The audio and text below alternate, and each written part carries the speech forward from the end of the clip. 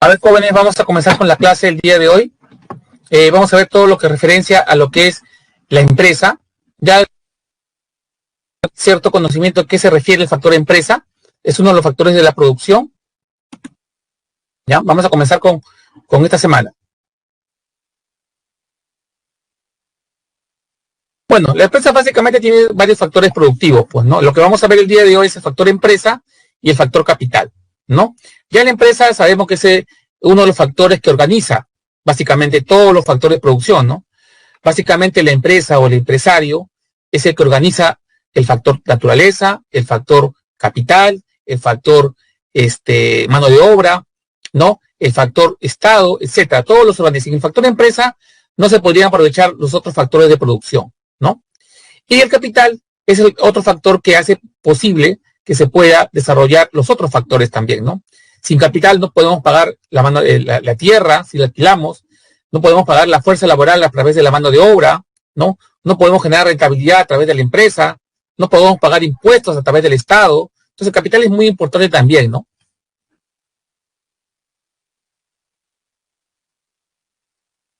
Y la empresa. Básicamente la empresa es la unidad de producción básica, ¿no? Combina los factores, como ya le dijimos, ¿no? Los factores de la producción para obtener bienes y servicios. Su objetivo de toda empresa, obviamente, si hablamos de empresa privada, es generar ganancias, ¿ya? La empresa privada, usualmente, o generalmente, o yo diría 100%, se forma para tener una ganancia, básicamente, ¿no? Generar una utilidad. Es como poner un negocio, ¿no? Si yo quiero poner un negocio, ustedes quieren poner un negocio, obviamente lo hacen con qué fin, con ganar dinero, con tener una rentabilidad, ¿ya? Pero no todas las empresas tienen ese fin, ¿ah? Vamos a ver también que la empresa pública no motiva el tema de ganancia, ¿no? Las empresas públicas lo que motiva es el bienestar social. Obviamente la empresa pública está avalada por el Estado, ¿no? A través de los programas sociales. Por ejemplo, el programa de Bacha de Leche es un programa que busca ayudar a los niños, ¿no? Darles un desayuno, y es un programa de hace muchos años, ¿no? Es una empresa, sí. El programa de Bacha es una empresa en realidad, ¿no? Pero ¿qué le motiva a ellos? El bienestar social, porque está cubierto por el Estado. El bono de pensión 65 también, ¿no? Es una institución en la cual, un programa en la cual se busca darle jubilación o un pequeño dinero a aquellas personas que no tienen jubilación, ¿no? El programa de INABEC, de becas, ¿no? Aquellas personas que con escasos recursos y buenas ponderaciones en sus notas, le da facilidad de poder llevar cursos aquí en el país o en el exterior, ¿no? Entonces, son esos programas avalados por el Estado, ¿no? Entonces, ahí no hay un tema de rentabilidad, no hay un tema de ganancia. Lo que motiva a las empresas públicas es el bienestar social, ¿no? Básicamente.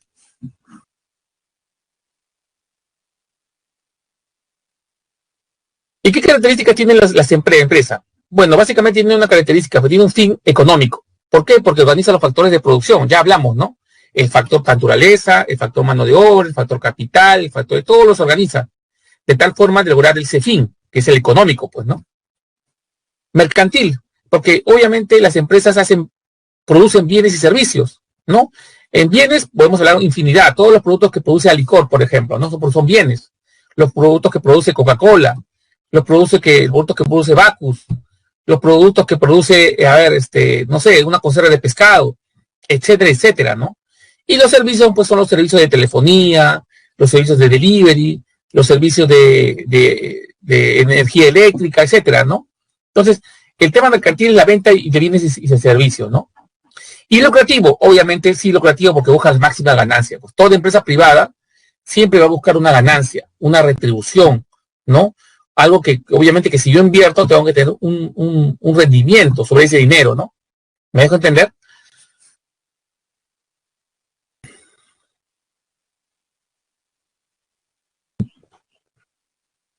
Otra característica, tiene una organización propia, ¿no? Obviamente, dentro de la estructura de una empresa, si ustedes han tenido oportunidad de trabajar en una de ellas, o visto el tema de sus padres, van a ver que una empresa tiene una jerarquía, una organización. Es como la familia, pues, ¿no? En una familia, ¿quién está arriba? El papá, de ahí sigue la mamá, los hijos, etcétera, etcétera, ¿no? Igual en la empresa también existe una jerarquía, ¿no? Está el gerente o el director, el dueño de la empresa, de ahí siguen los jefes de área, los supervisores, coordinadores, y operarios, trabajadores, etcétera, ¿no? Entonces, hay una jerarquía, ¿no? ¿No? ¿Tiene una responsabilidad social? Sí, porque una empresa privada también genera un tema de responsabilidad social. Cuando hablamos de responsabilidad social, hablamos un tema básicamente con la comunidad, ¿no? Básicamente con la comunidad. Yo soy una empresa privada, yo soy Cerro Verde, por ejemplo, la empresa minera Cerro Verde, que está en Arequipa. Mi función es explotar los yacimientos de minerales para poder sacar oro, plata y todos los polimetálicos y tener una rentabilidad. Pero también debo ser consciente de que tengo una responsabilidad social como empresa con el medio ambiente y la comunidad, ¿no? Por ejemplo, ¿qué pasa en la pandemia? Cerro Verde donó una planta de oxígeno, ¿no? Entonces, obviamente, al donar toda una planta de oxígeno para la ciudad de Arequipa, o para el Hospital Antonio Delgado, si no me equivoco, obviamente está cumpliendo con ese tipo de responsabilidad social, ¿no? Ayudar, ¿no? A la comunidad en un tiempo difícil, sobre todo en el tema de la pandemia, ¿no? Y obviamente otros temas también de responsabilidad social de las mineras, sobre todo con respecto al medio ambiente, ¿no? No ensuciar los ríos, no contaminar el aire, generarle una calidad de vida a sus trabajadores, etcétera, etcétera, ¿no? Esa es responsabilidad social, ¿no? Orientado mucho al tema de la empresa, básicamente con el entorno, que es donde está localizada esa empresa, ¿no? ¿Ok? Obviamente existen externalidades positivas, los beneficios, básicamente en el tema de lo que es ayuda a otras personas, a unas comunidades, y negativas los costos de la sociedad. Externalidades positivas puede ser lo que acabamos de decir, una planta de oxígeno para el Hospital de Honorio Delgado, ¿no? Donado por la empresa Cerro Verde. Esta es una externalidad positiva porque está ayudando a la sociedad. Una negativa, ¿cuál será? La contaminación de los ríos, del río Chili, del río que están en Arequipa, o la contaminación del aire, ¿no? O de los suelos, ¿no? Entonces, ese sería un tema de responsabilidad social positiva o negativa.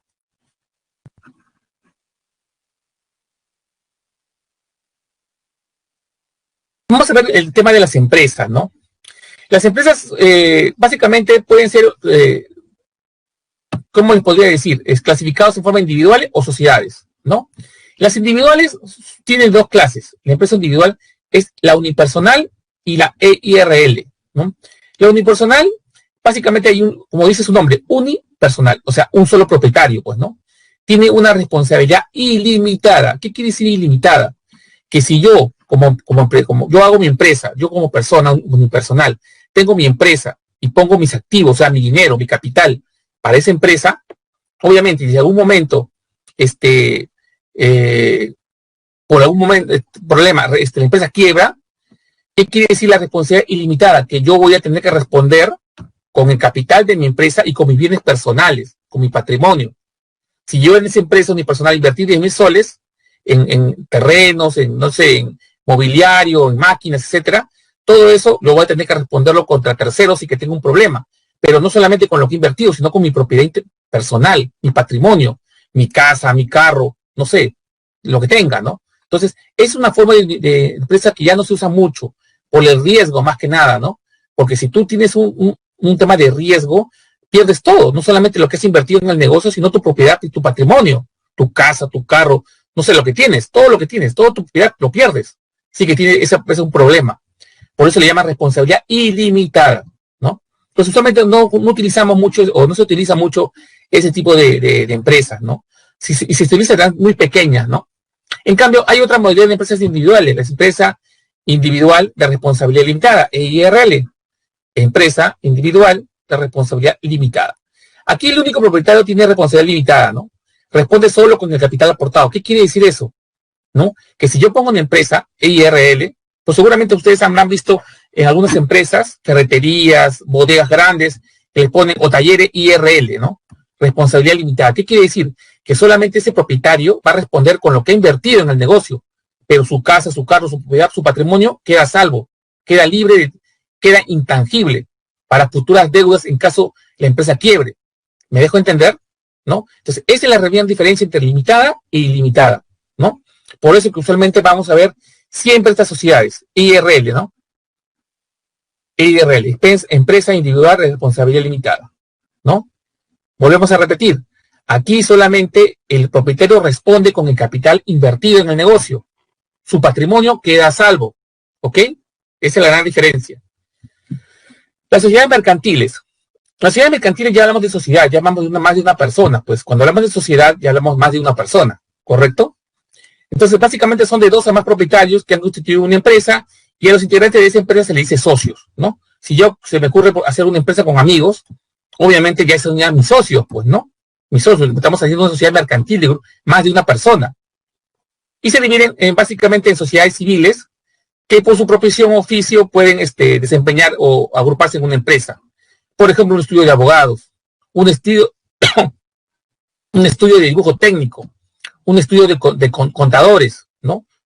Se juntan varios contadores y forman su empresa o sociedad mercantil, ¿no? Y se forman como una sociedad civil porque de acuerdo a los conocimientos que tiene, ¿no? Pueden generar o pueden dar su servicio de contabilidad o un estudio de abogados, temas legales, o un taller, digamos, un taller de confecciones, donde mis socios todos conocen el tema de lo que es la confección. Entonces generan un oficio y ellos trabajan ahí mismo también, ¿no? Son del mismo oficio, profesión o oficio, ¿no? Entonces, esas son las sociedades civiles que tienen características comunes, básicamente, ¿no? Una profesión, un oficio, y con eso se agrupan, ¿no? Y esas son las sociedades civiles.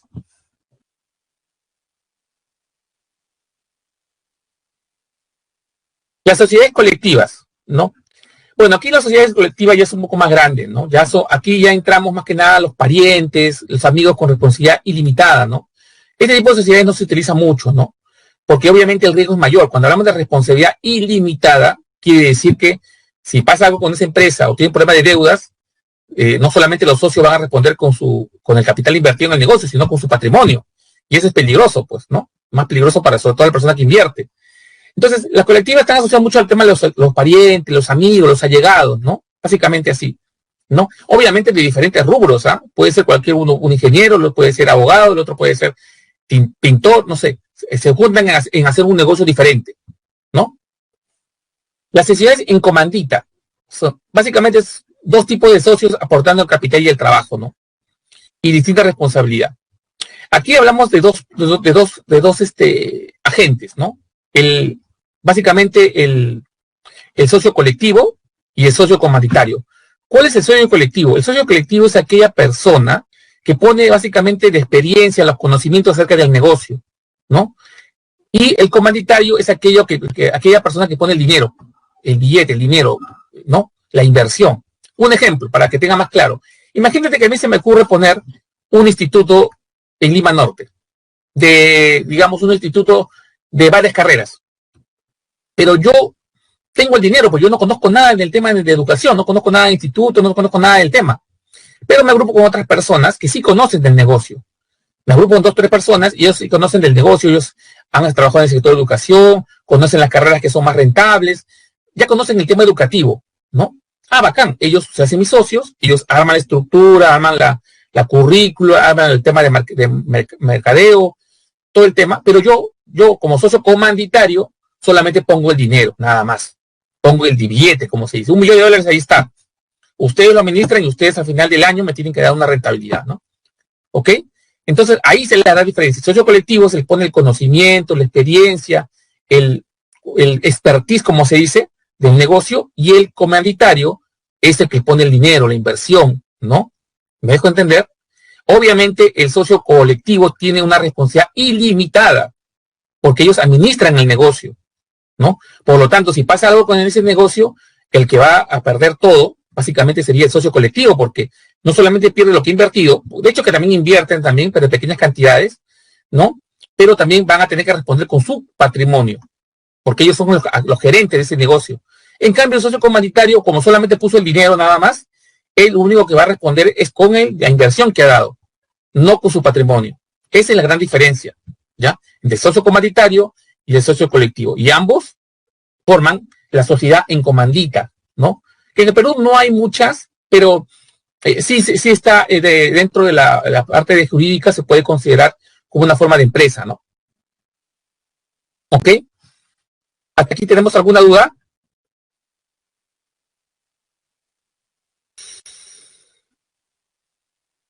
Los socios colectivos, señorita Natela, como explicaba, ¿no? Son aquellas personas que con su expertise, su experiencia, sus conocimientos en el negocio, forman una sociedad con el socio comanditario, que es el que pone el dinero, ¿no? Obviamente esos socios colectivos tienen mayor responsabilidad en el tema de la empresa porque son los que administran la empresa, ¿no? Ellos son los que administran la empresa, ellos son los que van a responder si pasa algo con el negocio, ¿no? No solamente con lo que han invertido, sino también con su patrimonio, ¿ya? Por ejemplo, SNC es básicamente las sociedades en comandita, ¿no? SNC. ¿Ok? ¿Claro hasta acá? Yo creo que sí, ¿no? Hasta ahora me parece que está claro. No sé si tienen alguna duda.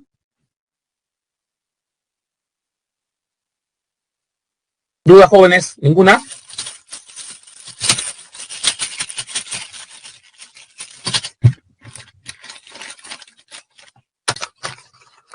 ¿Todo está claro, jóvenes? A ver, no sé si está claro o no está claro, porque...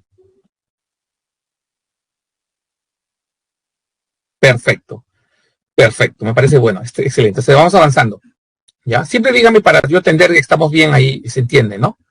¿Ya? Entonces, colectiva y comandita ya está claro. Responsabilidad limitada. Aquí entra otro tipo de clase de empresa, ¿no? La responsabilidad limitada ya en sociedades es lo mismo que la EIRL, ¿no? Pero aquí, en este caso, es responsabilidad limitada o SRL le dicen, ¿no? Sociedad de responsabilidad limitada. Tiene las mismas características que la IRL, ¿no? Todos los socios tienen responsabilidad limitada, se dividen en participaciones iguales, acumulables e indivisibles, ¿no? ¿Qué quiere decir esto? Que si yo hago una sociedad, ¿no? Imagínate, pongo una sociedad con varias personas, lo que más me conviene a mí poner una sociedad de responsabilidad limitada, SRL, ¿por qué? Porque como ya les dije, ¿no? Preferible que si algún problema pasa de quiebra, ¿no? O de deudas, ya la ley solamente va a tomar el capital que he invertido en esa empresa, pero no va a agarrar mi patrimonio, mi casa, mi carro, mi piscina, ¿qué más puede ser? Mis membresías en clubes, etcétera, eso se queda a salvo, ¿ya? Entonces, es preferible siempre, es bueno, lo más común en el Perú es poner individualmente, pones una EIRL, empresa de responsabilidad limitada, o si vas a hacer en grupos, en varias personas, una responsabilidad limitada, o sea, una SRL, ¿no? Básicamente es así, ¿ok? Aquí obviamente las participaciones, no se habla de acciones, sino en la sociedad de responsabilidad limitada se hablan de participaciones. Por ejemplo, si yo junto mi empresa como 20,000 soles y tengo 5 socios, o sea, yo con mi capital social, al hacer mi empresa de responsabilidad limitada, pongo 20,000 soles de capital, ¿cuáles serían las participaciones entre 5 personas? Cada uno tendrá que poner 4,000 soles. ¿No? Participaciones iguales. ¿Cuál sería la participación? Mi participación valdría 4,000 soles, y al de otro 4,000 soles, 4,000 soles, hasta que llegan a 20,000. Participaciones iguales, acumulables e indivisibles. Se quedan ahí y ya no se pueden dividir más. ¿Me dejo entender? Por eso habla de participaciones, ¿ya? Aquí no se habla de acciones, son participaciones en la sociedad de responsabilidad limitada. ¿Ok? En el tema de las sociedades anónimas, ya son las más comunes, pues son más que nada en grandes empresas, ¿no? Grandes empresas básicamente son sociedades anónimas. Por ejemplo, son las sociedades anónimas cerradas, SAC, la famosa SAC, máximo 20 socios, ¿no? Entre 0 y 20 socios, ¿no? Son sociedades donde usualmente son familiares, se considera la acción como una división, parte de ser dueño de la empresa. Una acción simboliza que tú como socio eres parte de la empresa, ¿no? Es dueño de parte de la empresa. Eso representa la acción, ¿no? Obviamente en este caso las sociedades anónimas cerradas, o SAC, no están inscritas en la bolsa de valores, no cotizan en la bolsa de valores de Lima, ¿no? Por las mismas, tipo de manejo, de utilidades que tiene, básicamente no están inscritas en la bolsa de valores de Lima, ¿no? Un ejemplo de una empresa de la sociedad acá en el Perú, LC Perú SAC, que ya no existe, pues ya quebró, ¿no? El año pasado quebró. Es una línea aérea, no sé si ustedes habrán escuchado. LC Perú SAC sale al final, ¿no? Sociedad Anónima Cerrada, ¿no? Es un grupo de más o menos 20 socios. Los socios son la Universidad de San Martín, creo que era, una persona individual y otros socios más, ¿no? Pero una pequeña menos, ¿no? Menos de 20 socios eran los dueños. Obviamente tenían acciones, cada uno era dueño de parte de la empresa, pero sus acciones no cotizaban en el mercado de valores. En el mercado de valores aquí en el Perú es la Bolsa de Valores de Lima, ¿no? Para las sociedades anónimas ya mucho más grandes, hablamos de las grandes, ya las corporaciones grandísimas, ahí sí hay ejemplos en cantidades. Está la TAM, está Alicor, está BCP, está Interbank, está Bacus, está X. Todas las empresas grandes que ustedes conozcan de nombre son sociedades anónimas abiertas. Y el mínimo de socios debe ser 750 socios. Es el mínimo que se debe haber, ¿no? ¿Ok? Y en este caso, sí, estas empresas pueden cotizar en bolsa, ¿no? Pueden cotizar en la Bolsa de Valores de Lima como lo está haciendo la TAN, como lo está haciendo el BCP, Interbank, ¿no? Esas empresas cotizan en el mercado de valores en la Bolsa de Valores de Lima, ¿no? Obviamente su acción cuesta ahí y obviamente te genera una rentabilidad, ¿no? Pero obviamente aquí estamos hablando pues, de una empresa mucho más grande, pues son corporaciones, por eso que son sociedades anónimas abiertas. Las empresas mineras también entran acá, ¿no? ¿Ok? ¿Hasta aquí tenemos alguna pregunta? Está claro el tema de las sociedades anónimas. Unas son las sociedades anónimas cerradas, o SAC, y otras, perdón, y otras son las sociedades anónimas abiertas, las corporaciones, las más grandes, pues, ¿no? Las que ustedes conocen en las noticias, básicamente, ¿no? ¿Ok? ¿Todo bien hasta acá? Bueno, parece que sí. Sigamos avanzando.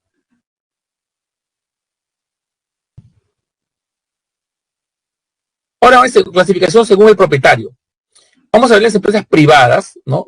Como le decimos, las empresas privadas son las empresas que básicamente lo que buscan es una rentabilidad, ¿no? Una ganancia, ¿no? Se fundan para generar negocio. Todas las empresas privadas que ustedes conozcan, que ya les he dicho, Interbank, BCP, Ranza, Leche Gloria, ¿qué más? Bacus, ¿qué más? Latam, Sky, tantas empresas peruanas y extranjeras que están en el Perú, son empresas privadas, ¿no? Que básicamente se forman con la finalidad de generar una rentabilidad, ¿no? ¿Me dejo entender? Por ejemplo, en el caso de Alicor, ¿quién es el dueño? Alicor es parte del grupo de Credicor, del señor Dioniso Romero, ¿no?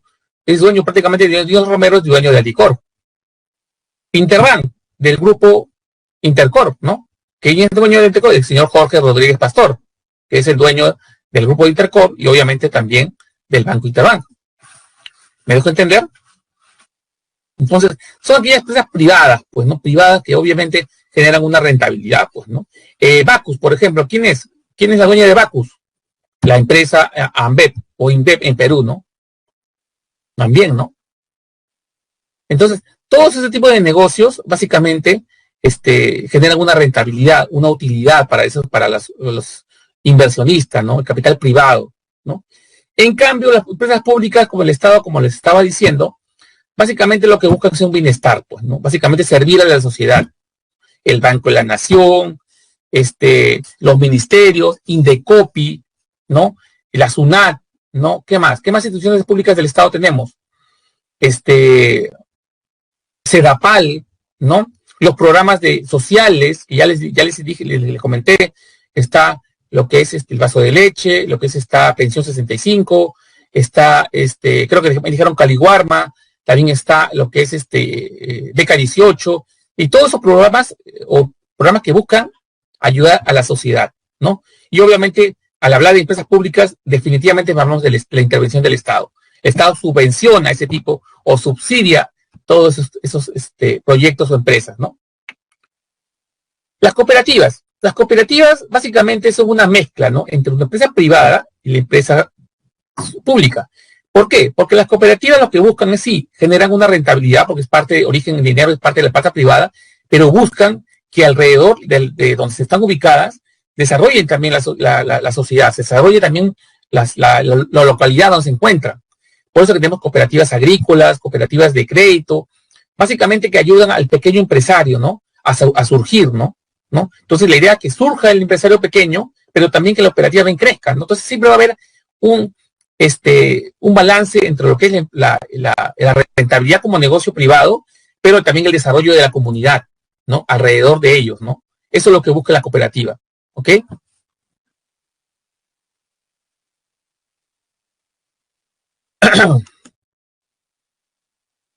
Bueno, clasificación según el tamaño de la empresa, ¿no? Cuando hablamos de pequeñas empresas, es cuando sus ventas anuales, o sea, ventas al año, es menos de 150 UITs. ¿Y qué es una UIT? Es la unidad impositiva tributaria, que para el año 2020 está en 4.300 soles, si no me equivoco, ¿no? Si alguien me dirá lo contrario, creo que está en 4.300 soles la unidad impositiva tributaria. Ahora, si ustedes quieren saber cuánto es, multiplican 150 por 4.300 y esa es la cantidad en soles que debería considerarse como microempresa. ¿Ok? Entre pequeña empresa, entre 150 y 1.700 UITs, en mediana, entre 1.700 y 2.300, y grandes, entre más de 2.300 UITs, y obviamente también deben ser más de 100 trabajadores, si no me equivoco, ¿no? ¿Ok? Hasta acá, ¿tenemos alguna pregunta? Vamos a ver algunas preguntas de ahí. A ver, señor Adrián me dice, profesor, si yo compro acciones de alguna empresa, ¿puedo considerarme socio? Sí, efectivamente, que sí, claro. Pero ojo, cuando tú compras una acción de una empresa, tienes que hacerlo a través de un agente de sociedad, de bolsa, ¿no? Como lo vimos, creo, las clases pasadas, creo que lo comenté, ¿no? Cuando tú, si quieres invertir en la Bolsa de Valores de Lima, como es un mercado cerrado, tienes que hacerlo a través de una sociedad agente de bolsa. Y a través de esa sociedad, tú puedes invertir, comprar acciones de una minera y tú eres socio de esa minera. Obviamente la minera, pues, no, una acción, una minera de cuánto compuesta, se debe estar compuesta de 10 millones de acciones, por decir, pero tú te compras 10 acciones. Entonces tú eres dueño de parte de esa empresa en ese porcentaje. ¿Está bien lo que dice? Exactamente. Es así como se considera, ¿no? Una acción representa una titularidad de tu persona hacia la propiedad que tú estás adquiriendo, ¿no? ¿Ok? Señora Natalia, en las sociedades anónimas, el aporte de los socios es por igual. En las sociedades anónimas, abiertas y cerradas, obviamente sí hay un tema de inversión, pero las sociedades, como son abiertas, tú puedes invertir la cantidad que tú desees, ¿no? Por eso que las sociedades a veces anónimas, una empresa está, el señor tal tiene el 60% de las acciones y la otra persona el 40%, el 30%, el 20%, ¿no? Por eso que hay un directorio, ¿no? En las sociedades anónimas usualmente hay un directorio que toma las decisiones, que obviamente ese directorio está constituido por los dueños de la empresa. Obviamente en cada porcentaje no son iguales, ¿ah? Ahí sí no son iguales. Yo como persona, imagínate que yo soy, digamos, somos 4 personas en un directorio de una empresa determinada. Y yo tengo el 50% de las acciones, pero el otro tiene el 20%, el otro tiene el 30%, el otro tiene el 10%, pero al final todo suma 100. ¿Quién tiene más acciones? Yo. Por lo tanto, yo voy a encabezar el directorio, ¿no? De la sociedad, porque yo tengo el que mayor inversión en ese negocio. ¿Ok? No necesariamente puede ser igual. Usualmente no es igual. ¿Ah? Puede darse el caso, sí, pero no necesariamente es igual. ¿Ok? ¿Listo? ¿Estamos de acuerdo con su pregunta, su respuesta? ¿Está de acuerdo, señor Rodrigo, con la respuesta? Señor Guerra, perdón, señorita Natalia, ¿está de acuerdo con la respuesta? ¿Ya? Perfecto. Entonces, sí, la idea es que tengan claras las cosas, ¿no? Igual, cualquier duda que tengan, igual, tenemos tiempo, lo resolvemos, no hay ningún problema. Si no, multichat, ¿no? Ahí en el multichat apuntamos las dudas y las damos al multichat. Y vamos avanzando. Entonces, aquí, básicamente, de acuerdo al tamaño, se consideran de este tipo de clasificación, de acuerdo a las UITs, ¿no? A las ventas anuales que tiene ese negocio, ¿no? Entonces, una pregunta podría ser, ¿no? Si mi empresa tiene un ingreso de, no sé, 100.000 soles, ¿en qué tipo de empresa será? Multiplicas, pues, o lo divides 100.000 soles entre 4.300. No sé cuánto será. Será pues 25.000, por acá, debe ser por acá. Una empresa grande, por decir, ¿no? Entonces te pueden hacer preguntas así para que ustedes conviertan, más que nada, ¿no? Aquí está en UITs, pero UIT saben que es 4.300 soles, ¿no? Si le dan el dato en soles, obviamente lo dividen entre 4.300 y lo comparan en qué parte está aquí, pues, ¿no? Si es micro, pequeña, mediana o grande empresa. También podría venir una pregunta en la pre, ¿no? Se me ocurre, ¿no? Entonces, la idea es que ustedes vayan familiarizándose con los datos, ¿no? Para que no tengan ningún problema. Ahora vamos a ver lo que es el capital. El capital es todo bien que contribuye a generar y producir bienes y servicios, ¿no? No solamente como hablamos de dinero, ¿no? Sino también hablamos de maquinaria, ¿no? En realidad el capital puede ser visto de varias formas, ¿no? Usualmente nosotros lo asociamos con el dinero, ¿no? Con la parte monetaria, pero no necesariamente es así, ¿no? También lo podemos considerar como la maquinaria, ¿no? Los activos que sirven para producir otros bienes. Entonces, básicamente también podría ser como un capital también, ¿no? El dinero también es conocido como capital financiero, siempre que participa en un proceso productivo y genera ganancia. El capital está conformado por maquinarias, edificios, equipos, dinero, etcétera. ¿no? Justamente lo que se estaba diciendo, ¿no? No solamente el capital es dinero, sino también es la maquinaria, ¿no? Equipos, mobiliario, etcétera.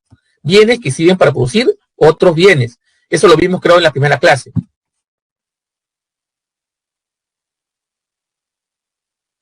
¿no?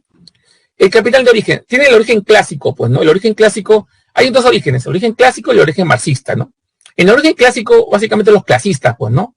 La acción del hombre sobre la naturaleza, ¿no? Sobre la naturaleza, ¿no?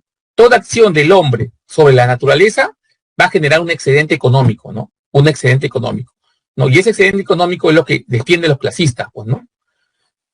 En el foro marxista, básicamente se origina a través de la acumulación de plusvalía, o sea, la ganancia que es retenida por el capitalista de la fuerza del trabajador, ¿no? ¿Quién genera esa fuerza laboral? El trabajador. El trabajador genera esa acumulación de plusvalía, ¿no? Y obviamente se considera como acumulación originaria porque viene del trabajador, viene de la mano de obra, ¿no? Eso es lo que habla básicamente la escuela marxista.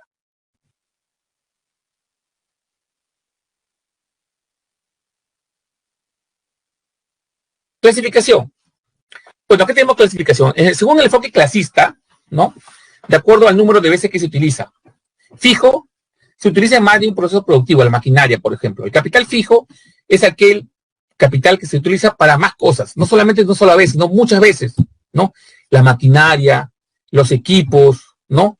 Maquinaria pueden ser una excavadora, un tractor, un volquete, un rodillo, ¿no? Equipos, un taladro, una motosoldadora, el grupo electrógeno, etcétera, ¿no? Son bienes que se pueden utilizar más de una vez en un proceso de producción, ¿no? El circulante, básicamente el capital circulante, se utiliza solamente se utiliza en un solo proceso de producción. Los insumos, la electricidad, etcétera. ¿Qué hacemos? ¿Qué quiere decir en un solo proceso de producción? Por ejemplo, si yo hoy, en agosto, quiero producir 100.000 unidades de conserva de pescado, voy a necesitar tal cantidad de insumos. ¿Qué voy a necesitar insumos? Pescado, latas, etiquetas, ¿no?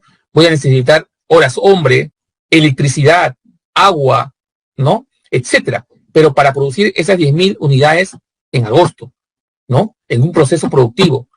Pero será igual para septiembre. Capaz en septiembre ya no produzco 10.000 unidades, produzco 5.000. Obviamente voy a necesitar mucho menos insumos, mucho menos energía eléctrica, menos mano de obra, ¿no? Menos latas, menos etiquetas, ¿no? Etcétera, etcétera, ¿no? Entonces, obviamente se utilizan para un proceso determinado, un proceso productivo. Por eso le decimos capital circulante. Se utiliza en un solo proceso de productivo, un solo proceso de producción, ¿ya? ¿Qué es el enfoque marxista, no? Esto es básicamente de acuerdo a la generación de plusvalía, pues, ¿no? Es obviamente el capital circulante, el constante, no genera plusvalía solamente insumos y herramientas, pues, constante porque se mantiene fijo o no en un solo nivel y no cambia con el tiempo.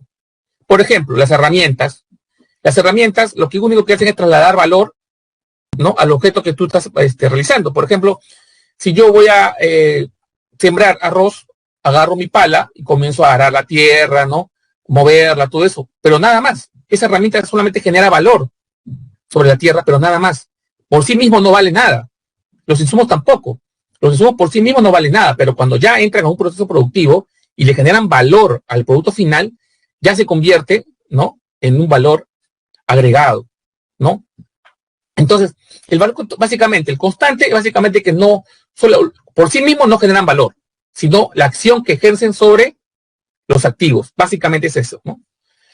Y variable, si genera plusvalía es cuando es mano de obra, pues, ¿no? La plusvalía está orientado mucho a la mano de obra del trabajador, la fuerza laboral que transforma, ¿no? Los insumos, ¿no? En bienes finales. Y obviamente, ¿no? Ese diferencial llega al capitalista, ¿no? Y eso genera la plusvalía, ¿ok? No se olviden de esto, ¿ah? El constante no genera plusvalía, ¿no? ¿Por qué? Porque los insumos y herramientas simplemente por sí mismos no generan nada, pero la acción sobre los activos, sobre los bienes finales, es ahí donde le genera, pero por sí mismo no vale nada, por eso se llama capital constante. Variable sí, porque la mano de obra sí genera una rentabilidad, sí genera una plusvalía, una acumulación de riqueza, ¿no? ¿Me dejo entender? Entonces, no se confundan con los dos términos, ¿ya?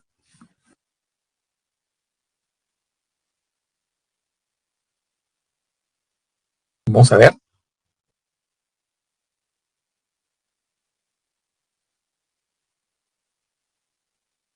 Y vamos a ver otros tipos de capital, ¿no? El capital lucrativo, ¿no? El lucrativo, básicamente, como su nombre lo dice, genera un lucro sin participar en la producción. Por ejemplo, si yo quiero el capital lucrativo, alquilo, yo me compro un terreno y lo alquilo. Yo no voy a usar mi terreno para sembrar alimentos, nada. Alquilo mi terreno, de frente nada más, ¿no? Y eso genera lucro, ¿no? Porque de acuerdo a mi terreno, me va a generar un ingreso, ¿no?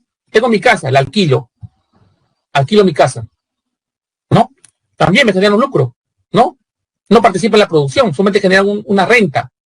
¿Me dejo entender? Por eso es lucrativo, ¿ya? Tengo un auto, lo alquilo, ¿no? No participo en un proceso de producción, pero simplemente lo alquilo a otra persona y por alquilarlo me da una renta, un ingreso, ¿no? ¿Cuándo es el capital comercial? Cuando hablo del precio de venta y el precio de compra, ¿no? La diferencia del precio de venta y el precio de compra, ¿qué vendría a ser? En ingeniería debería ser la ganancia, ¿no? Entonces, hablo comercial porque yo comercializo los productos, ¿no?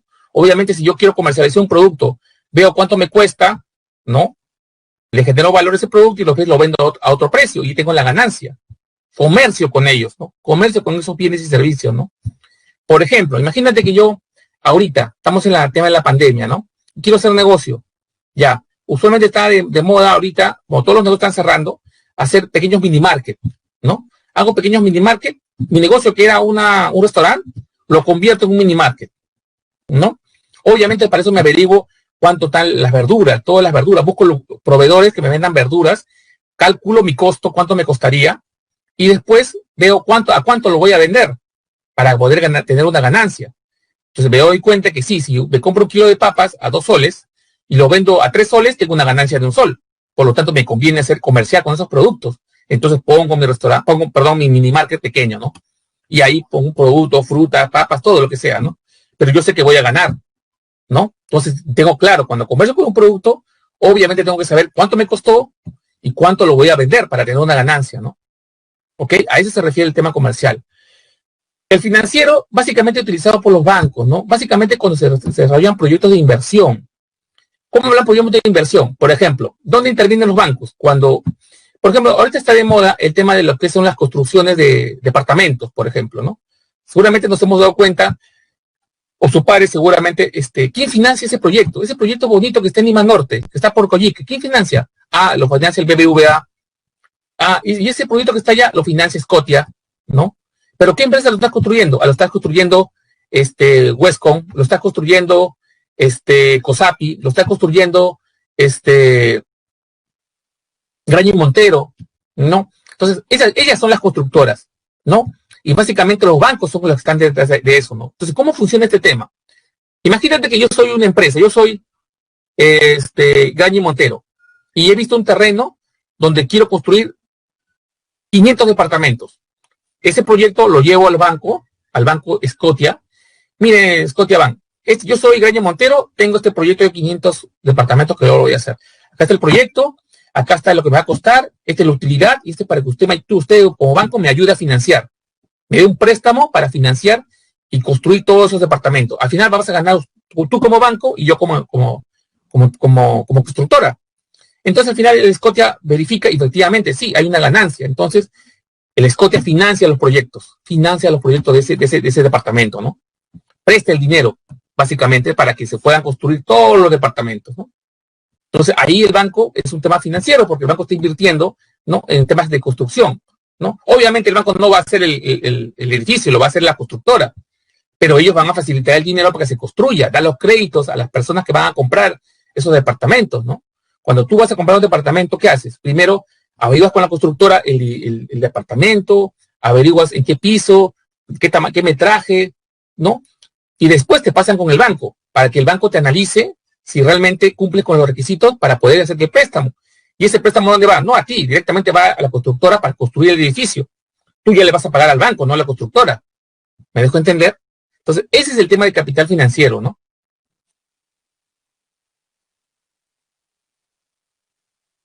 ¿Ok? ¿Hasta aquí tenemos alguna duda?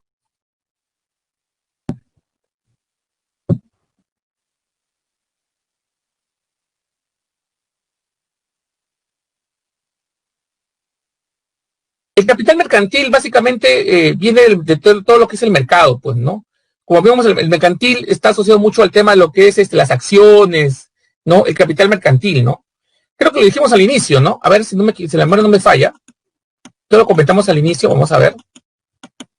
A ver, para hacer memoria, ¿no? El mercantil es casi igual que comercial, ¿ah? Te diría que yo casi igual que comercial, ¿ah? Porque viene de mercado, ¿no? El comercial viene de comercio, el mercantil viene de mercado, ¿no? Pero cuando hablamos de mercantil lo asociamos mucho más que nada al tema de lo que es acciones, más que nada tema de acciones y bonos, ¿no? Pero yo diría que son casi similares, ¿ah? Es casi similares, ¿ah? Porque hablan de las dos cosas, ¿ya? Es casi similar, ¿ya?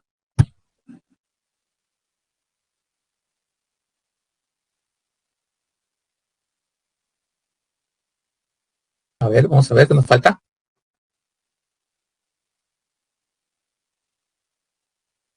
Mercantil o comercial yo diría que es casi lo mismo, diría yo, ¿ah?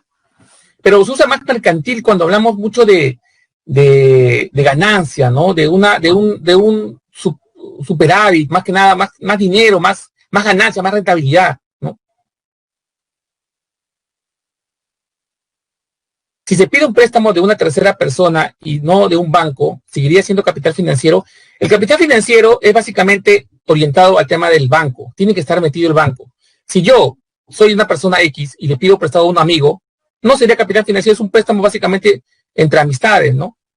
¿No? Pero para que sea capital financiero, habla necesariamente utilizado por los bancos, ¿no? Pero si yo me presto un banco, imagínate que yo me presto de un banco, yo me presto, quiero hacer un préstamo ahorita de 10,000 soles. Sí, pero yo estoy haciendo básicamente prestándome un banco, ¿no? Pero eso es un préstamo más que nada personal, ¿no? No está muy orientado al tema de capital financiero, porque capital financiero, recuerden que está orientado a un tema de infraestructura, activos, ¿no? Básicamente lo que les estamos diciendo, ¿no?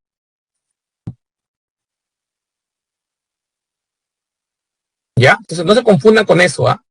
Una cosa es un préstamo entre personas o un banco, otra cosa es el capital financiero, que estamos hablando directamente con el tema de lo que es infraestructura, intervención de los bancos, básicamente el ejemplo que les he dado de las inmobiliarias, pues, ¿no?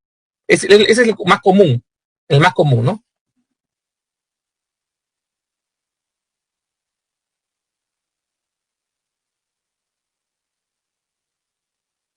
Sí, entonces ya estamos avanzando, ya no hay más preguntas, entonces seguimos avanzando. Ya, vamos a seguir avanzando.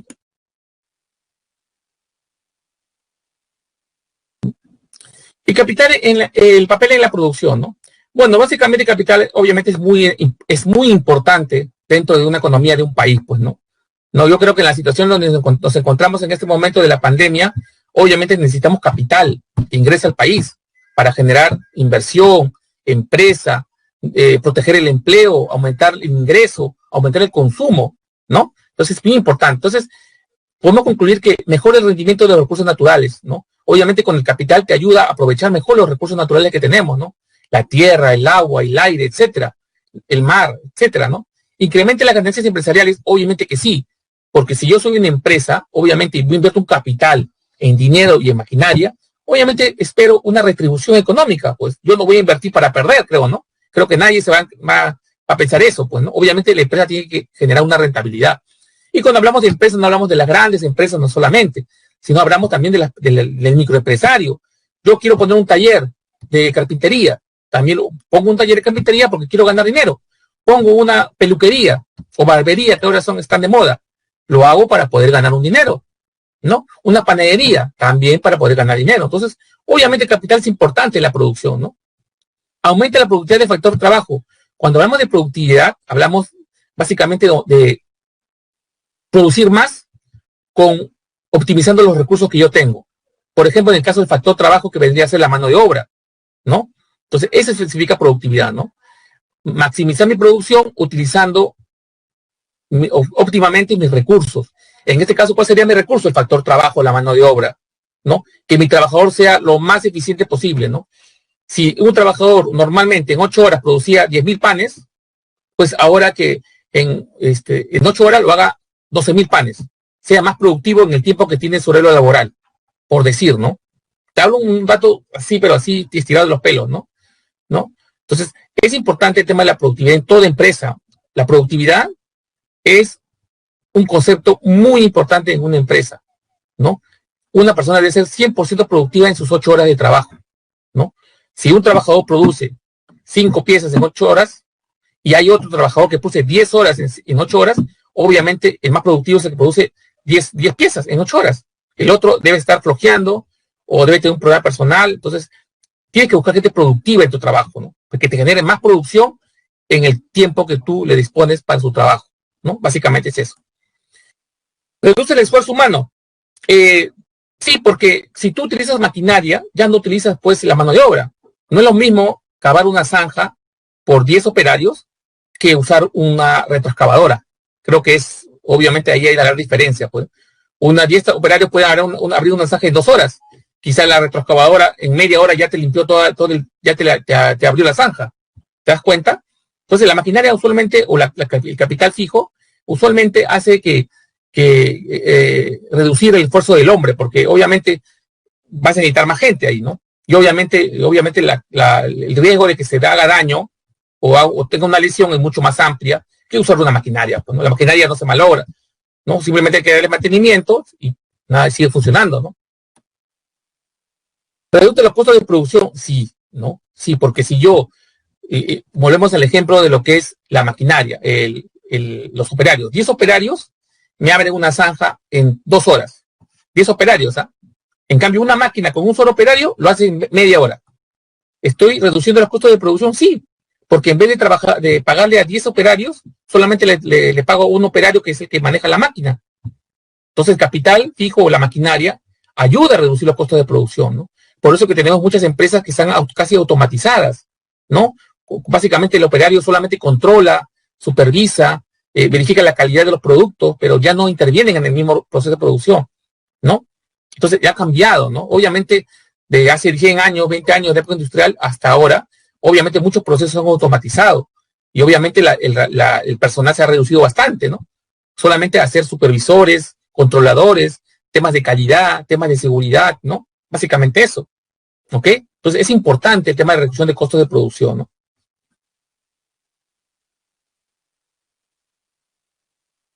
¿No? Aquí les voy dejando las alternativas, ¿ya? Las alternativas de la separata.